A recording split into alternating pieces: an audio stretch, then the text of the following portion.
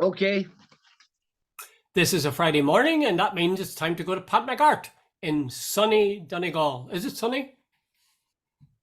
Yeah, it is actually just a lovely morning here. I noticed Beautiful morning here the too. trees are, it's just a light or slight breeze, but it's lovely. It's spring. It's spring. Past Selfridges Spring. Day, it must be Uh, spring. geez, isn't it lovely? There's a wee girl up the road, I mean, neighbour, she's only 7. And she told me the last day that she couldn't come down to our house about a month ago because it was dark at 4 o'clock. But now she can come down and she can sit here and chat to me and Rosie and have a wee bun or something. And Ah, lovely. because Lovely, she can lovely. do that. She can do that at 5 o'clock now because it's nice and bright. Yes, I noticed that. I looked at the kitchen window yesterday at 5 o'clock and it was absolutely bright. And same thing in the mornings, Yeah, which is good, which is yeah, good. New life yeah. burgeoning, Pat. We may be more Yes, advanced in absolutely. years, Dr. but Collins. we can Yes. enjoy Yeah. life. Okay, let's see if we can annoy some Right. people here, or enjoy ourselves by annoying them. The first item that you No. have put down for us is this DUP intransigence. Well, as you know, that during the week they refused to appoint a speaker, despite the fact that it could Yeah. have led to the passing of legislation, which would have opened up the possibility of a transplant for young Dahi.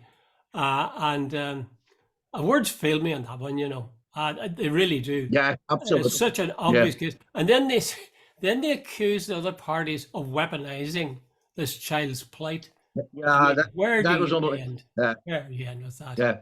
I think anybody can see Mm. through that. However, we're on to harder things now, and our capital city of the statelet is occupied at present by a visit from the Prime Minister from the mainland, Rishi Sunak. Yeah. And you may Yeah. ask me, what is Rishi Sunak doing over here?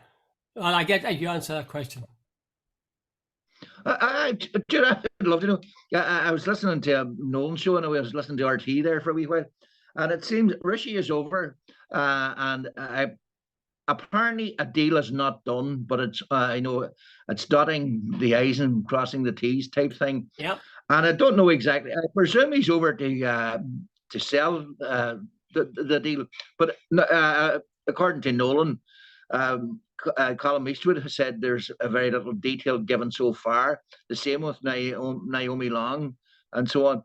But I presume he's here to tell him, look, the deal is going to be done, and and what the British government's position is. He hasn't spelled out the detail. Apparently, cleverly, is in Brussels today, meeting Skeptiovic. I can never pronounce that man's name properly. And so it looks like the sort of the line is the sort of crossing line is coming up, Jude. Yeah, that's right. The report in today's Irish Times is saying that it's widely expected the agreement will eliminate the vast majority of checks on goods entering Northern Ireland from Great Britain, and using these famous red and green lanes. And the green Mm. lane, no checks, will be no checks reserved for goods which are only intended for the north. However, it says the EU will have some oversight on this system. And the ECJ, that's the European Court of Justice, is expected to retain some jurisdiction over the protocol. So essentially what they're saying is that the Green Channel, most goods will just fly through it, but there'll be somebody keeping an eye on it. And it seems to me they're saying that the British will be keeping an eye on it, but so will the EU. And where they Yeah. see something that looks fishy, they'll intervene. And that seems to be very good common sense. And I don't think any nationalist or Republican was looking for any more than that from the very beginning. Mm. Whatever about the ECJ, I don't know how they're going to swallow that. Some jurisdiction, they don't make clear what jurisdiction they'll have. I guess they would have jurisdiction in terms of if the protocol will be properly observed. Do you think? Would they be the Yeah, final Jude, judge? no, I remember a couple of months back we did a thing, sort of podcast with Chris Domy. I saw Chris this morning tweeted a thing from the sort of the Loyalist Council. I presume it's Jimmy Loyalist Voice or something. I can't remember. Is that Yeah, Jimmy? Jimmy Jim Bryson. Alistair's and Jimmy Bryson. Basically, they're saying anything unless it's true 100% what they want. In other words, The ECJ should have no role whatever. They're basically saying unless unionism gets exactly what they want, all 7 tests, no sign of the EU having any role in Northern Ireland, etc., etc., etc. No loyalists or unionists worth of salt should sign up to this deal. It has to be 100% pure. Now, Jude, I was thinking about it this morning. The SDLP are in favour of the protocol. Sinn Féin's in favour of the protocol. The Alliance Party's in favour of the protocol. And I think the UUP, with certain sort of moderate concessions, could be persuaded to be in favour of the protocol. It's given people here, the business community is very much in favour because it gives them entry to 2 markets without any sort of hindrance. And I presume if there was what you call it, a referendum in the morning, the vast majority of people here would vote for it. But the unions are sort of, and the DUP and those hardline unions are basically saying that this is a matter for democracy. But what they're really saying is, unless they get their way, it's not democratic. Now, work that out for me. Well, that's the tune that they've always played. You know, in a way, I always could see something of the DUP point of view. Geographically, they're separate from the rest of the UK. And now this monetary thing, economic barrier to some extent, distinction anyway, is being raised between them and the rest of the UK. So even though it is good for business, as you say, they naturally feel nervous. And I think they're right. My suspicion is this, that the Rishi Sunak and the British government and the European government will simply put in place this agreement, this green and red lanes, with the ECJ as far back as they possibly can put it. It'll be the sort of appeal of last resort, maybe rarely used. And they'll put it to the DUP. Now, if the DUP follow through in what they say they're going to do, in a way, it'll be really just signing a suicide note. Because where are they going to go? What are they to do? They can't, they can't.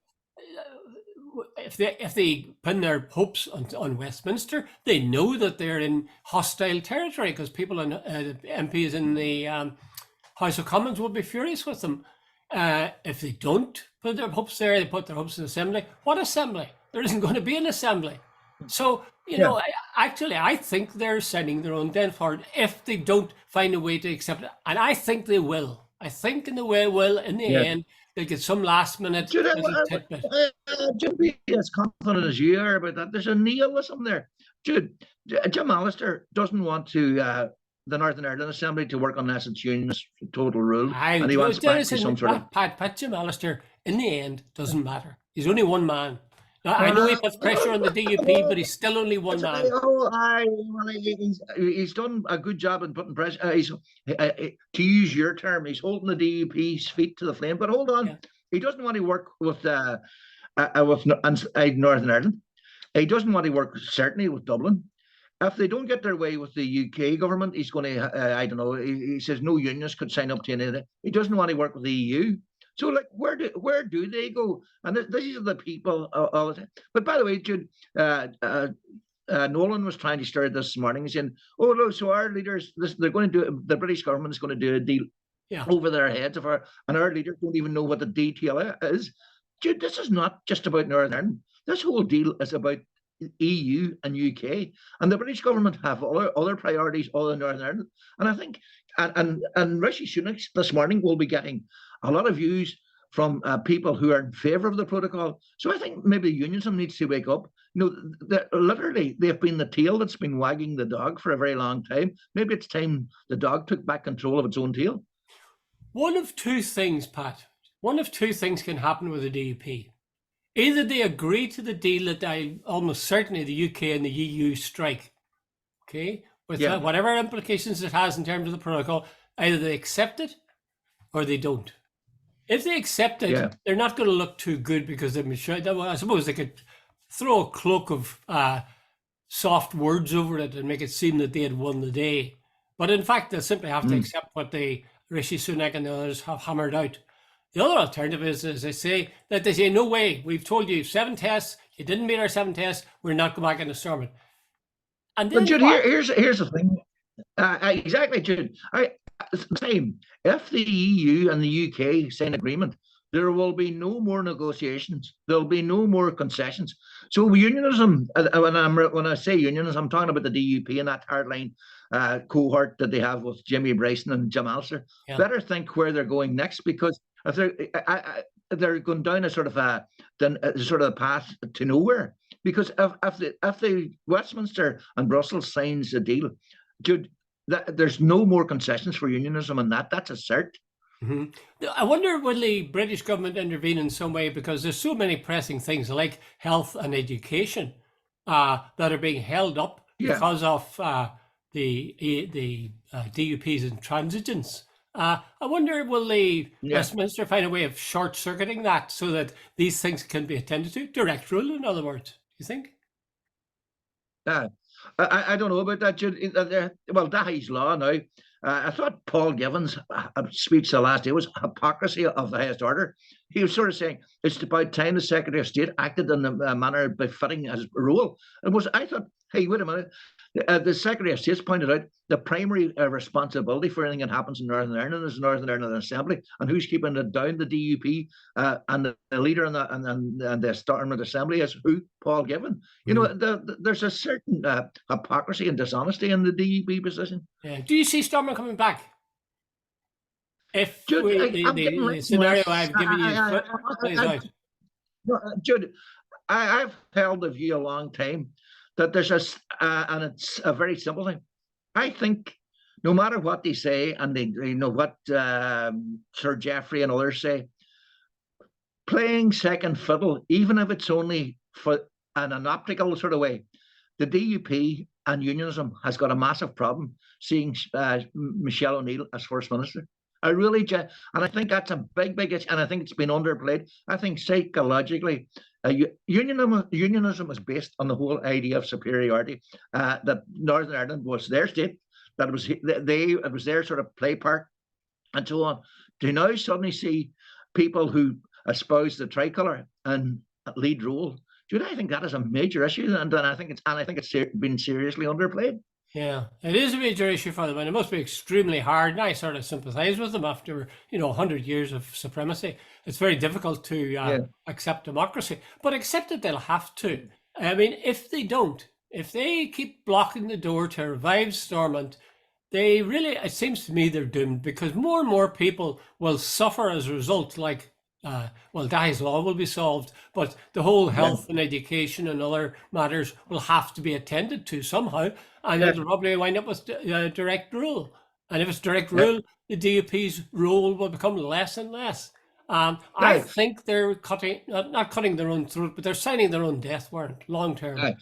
Colm Eastwood was on BBC this morning, and he said, I heard him on the news, and he said, I have never heard anyone, he says, raise this thing about the European Court of Justice in regard to the protocol, except for the hardline unionists. He says, when you talk to people on the street, it's never mentioned. He says, it doesn't even come into being.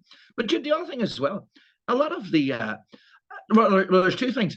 I think the last day I read somewhere where farmers have said, somewhere in Britain, that remember they were supposed to be matching assurances from the Brits, for CAP, that the British government would match European funding when European funding was withdrawn. Apparently, so far, the funding has amounted to less than 10% of farmer EU funding. Secondly, I knew you had something important. I read in The Guardian, I think it was Monday or Tuesday. By the way, we didn't show up on Monday, but we'll come back on a later.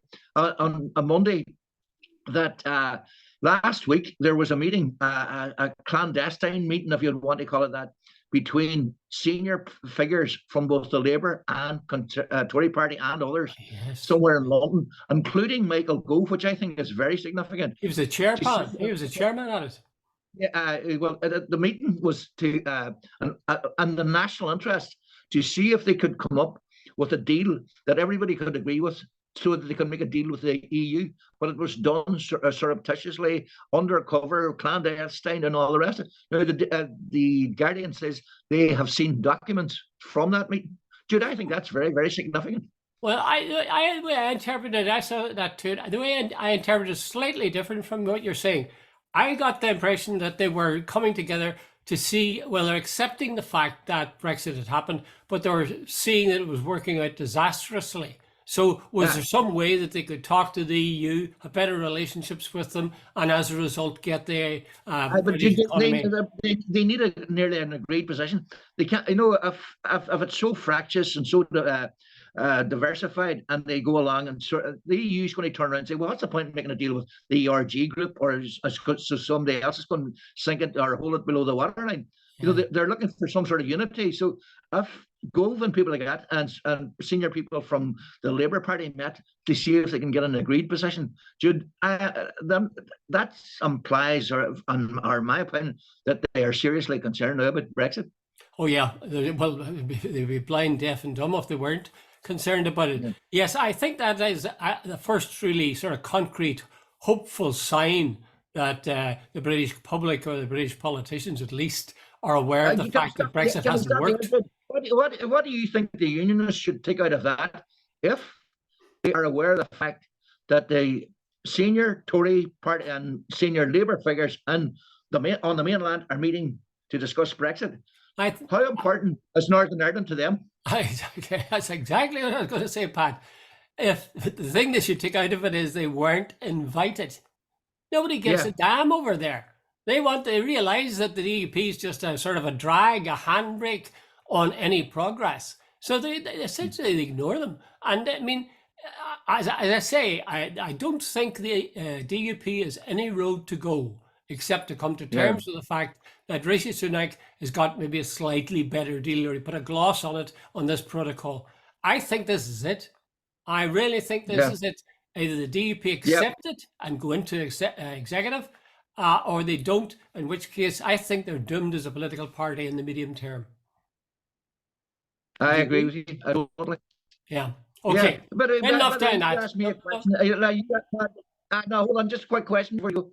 Do you see the Assembly coming back? To be honest with you,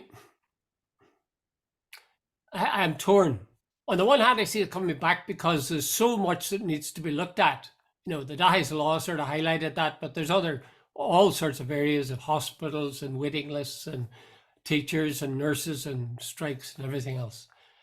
So that would suggest that it'll come back. The other side of it, I begin to think about the nearness of a border poll, because there's going to be elections in the south, and there's going to be elections probably in a year's time in the north.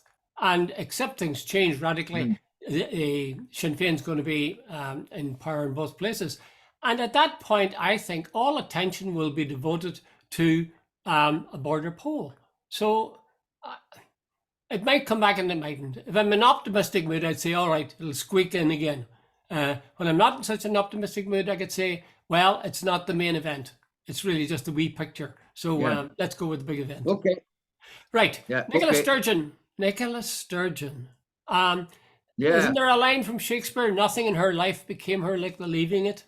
Yes. If you could see a more dignified woman making a retirement speech, or saying she was giving up her work, you'd be hard bait to get it. She was better even than your woman from New Zealand, I thought. And when you compare it with Liz Truss's, compared with Liz Truss, Boris Johnson, Theresa May, all three of their farewells, or Thatcher's for that matter. Oh God, night and day. I think it's a terrible loss. I'm not sure what way it's going to go. What about yourself, Pat? What do you think? Well, I thought she was easily the best politician on Britain for the past 10 years. Easily. She's been in she's led the SNP for 8 years.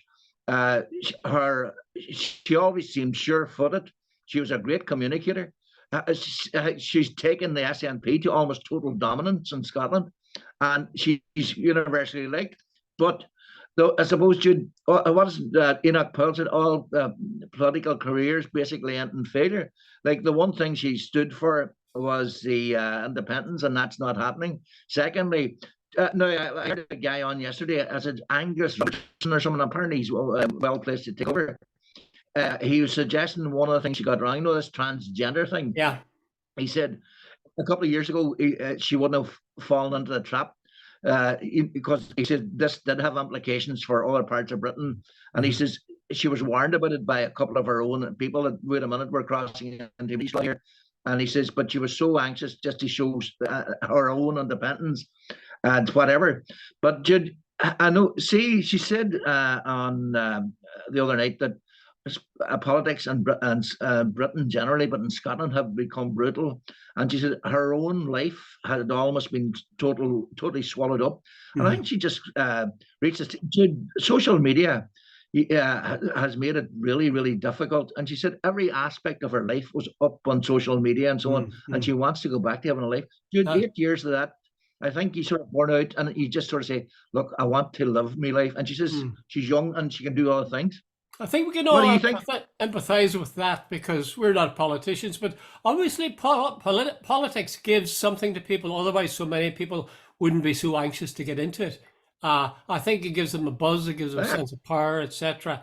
Anyway, for whatever reason, she has retired.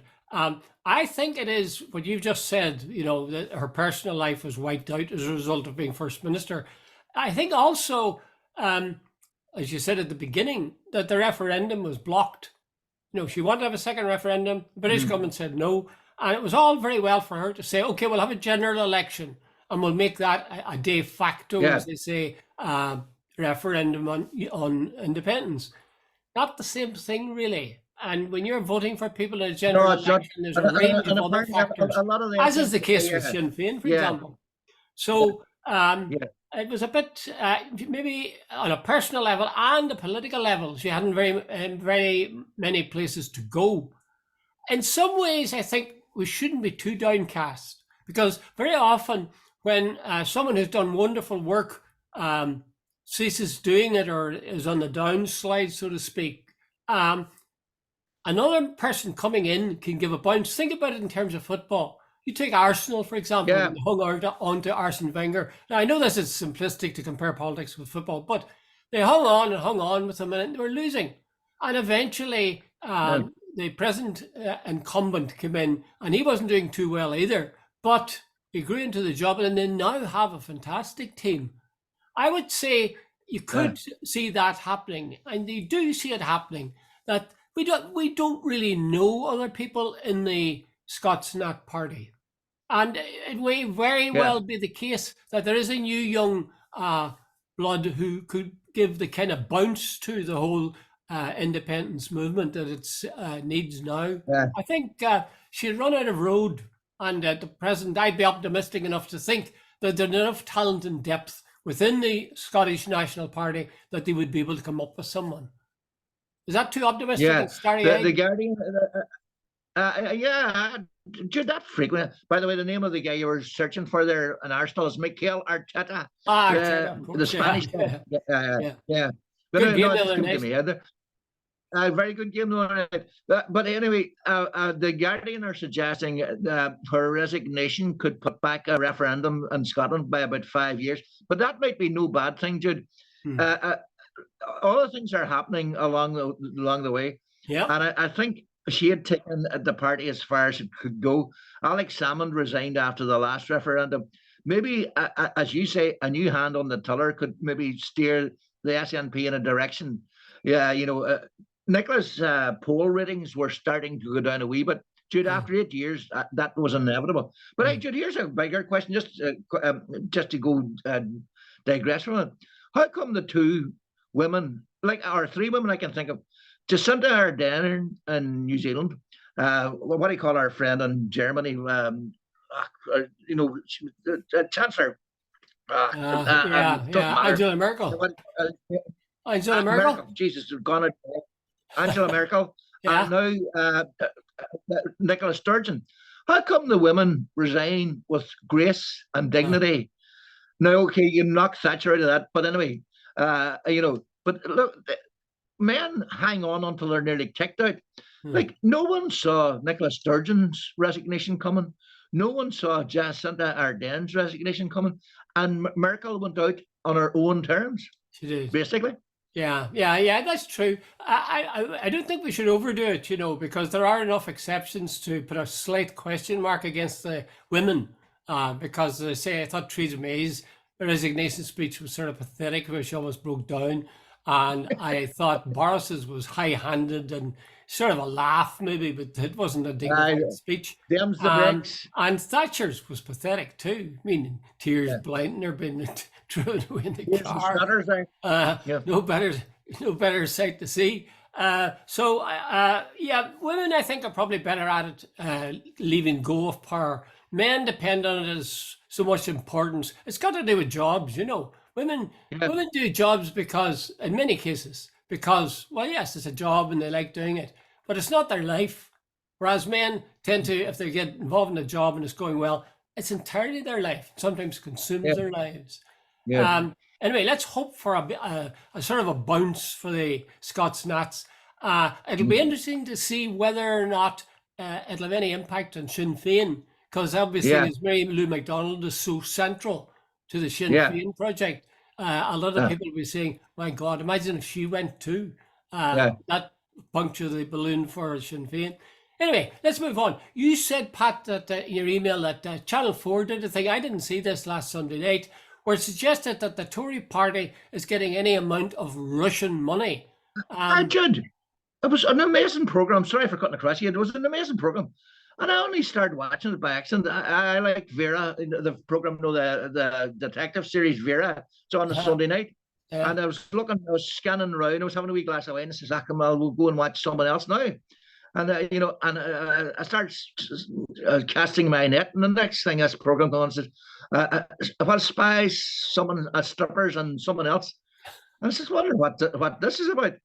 And it was an absolutely riveting program on Channel 4 about Russian money and the Tory party. Jude, and I, as a former journalist, I am working on the presumption that this is the tip of the iceberg. They can only broadcast what they can prove. And usually what you can prove is so, it's like, the old tip of the iceberg, the 1/10 above the water, the 9/10 are below it. Jude, if my sort of antenna is right, the Tory party is beyond almost redemption, that they've been bought and sold Russian money every which way. The big, serious money. One of the guys asked an MP to get him information. One of the biggest donors to one of the ministers would give him $1 million. Dude, and I was sitting going, this should be on at about 7 or 8 o'clock on BBC. Our democracy has been bought and paid for by Russian agents. Dude, why was it on at 10 o'clock on a Sunday night? And by the way, I can see why the Tories hate Channel 4, because nobody else would have the balls to broadcast a program like that. That's true. Channel 4 is very good in news like that. I thought that this whole deal with the Russian oligarchs had been sort of sorted after the Ukraine war started. That Roman Abramovich and all these people were suddenly off the field, so to speak, because Britain couldn't afford to have all this Russian money in London and a war going on, which was affecting Ukraine, which they were supporting. That is Ukraine. The question I would ask is this, Pat. Supposing they are getting this money, does it matter? Because we know that the Tory party was getting always good money from big business, and this just happens to be Russian big business. The key thing is, what are the people who give them the money getting for their money? So, is the Tory party doing some favour for these people? Hold on. You've just answered your own question. Jude. I can't remember. What is it? Someone spies, strippers, and someone else. Can't remember the name. I should have wrote it down, but anyway, it doesn't matter. But here's the point, Jude. They took them out to somewhere in Moscow, and it suggested to them that they would go to a stripper club. They say it's a fair. There's a fair chance that that they were videoed secretly and so on, and compromised positions at a strip club. So, now, Jude, you tell me, what would be the point of that? Now, you have a bit of fun, Pat, watching ladies taking their clothes off. You said it yourself. They didn't do it for the color of your guy's eyes. They're doing it because they're getting something in return. What are they getting, though? You tell me what they're getting. Well, I presume there could be lucrative contracts. There could be a bit of information. Like I was watching the program quite some time ago about John Stonehouse. There was a dramatization of it. Yeah, I saw that. Okay, apparently he didn't hand over a lot of information, but there's all sorts of stuff about defense understanding, about where the weaknesses are in society, even things about technology. If there's some Russian looking for someone in technology, who's to say that here's the secret plan for our defense system? Who knows? Well, that's based on the assumption that the Tories are prepared to sell their Of country course down they the are. river, and in fact, to engage in treachery. Hold on. What, dude? They will send a member about Ben Dunn giving Charlie Haughey £1 million, and he says he never got anything. Now, right? Okay, if you believe in fairy stories, but I presume when Dunn stores were looking for planning permission, it didn't go amiss that they'd help the government. Well, I think there is a sort of a middle state, right? On the one hand, you could have the Russians, or anybody for that matter, with the government really detesting them and making life very hard for them, right? On the other hand, the other extreme, it could be that you have the Russians or whoever who are treated with enormous respect and are given all sorts of backhanders and contracts, etc. But maybe there's a middle state where these guys give money, and as a result, the British government isn't antagonistic towards them. It's sort of like if you or I were able to say, well, see when Martin McGuinness comes along, he knows me, he'll stop and have a word with me. That kind of feels good. Yeah. Or if I said, Rishi Sunak's in town today and he's called me and he wants to just have a chat for 10 minutes over a cup of tea, you would say, geez, you're well connected. So there might be that level of sort of vague, soft power influence in that money that's going to the Tories. In any case, the Tories get money from all sorts of big business. And I think big business is at least as bad for Britain as it is for as Russian money would be. I think they probably find it harder to hand a contract to the Russians than they would to some big business organization, and they have done during the COVID lockdown. There was money past them. Okay, Pat, we're nearly out of time now. It was just about a minute and a half. I was thinking, is there any show that people should watch over the weekend on TV? A lot of people are ask me, hey, what are you watching? Is there anything any good? I've discovered one, and I think it's good, but you can tell me. No, the last episode of the current series of Vera is on Sunday night, and apparently it's going to be a cracker. I think it's a great show, a really genuine. Tell us very briefly what it's about. 10 seconds. She's an old woman detective, whose work's coming there towards the end of her career in Newcastle, and it's got all that sort of. And she's a idiosyncratic. She doesn't follow the rules and so on, but she's a bit of a genius, and it's totally realistic. It doesn't make her out to be someone superhuman or anything like that. Anybody we know? Any actors we know in it? Brenda Blethyn is in it, and she's the main character. Okay. She plays a sort of oddball senior detective. Okay. My suggestion is Happy Valley. Have you seen Happy Valley? I've never seen it, but it's got rave reviews. That's right. Good rave reviews. I finally was converted to it. I'm halfway. There's 3 series. I'm halfway through 2nd series. It's very good. It's a bit grim, a bit life. Acting is superb. Maybe too grim, and it's set in the north. It's set in West Yorkshire. I think it's worth looking at. Okay, Pat, have to leave it there. All the best, Sid. Okay, that's our ration of wisdom. Okay. Bye, Jude. Cheers. Okay. Good luck.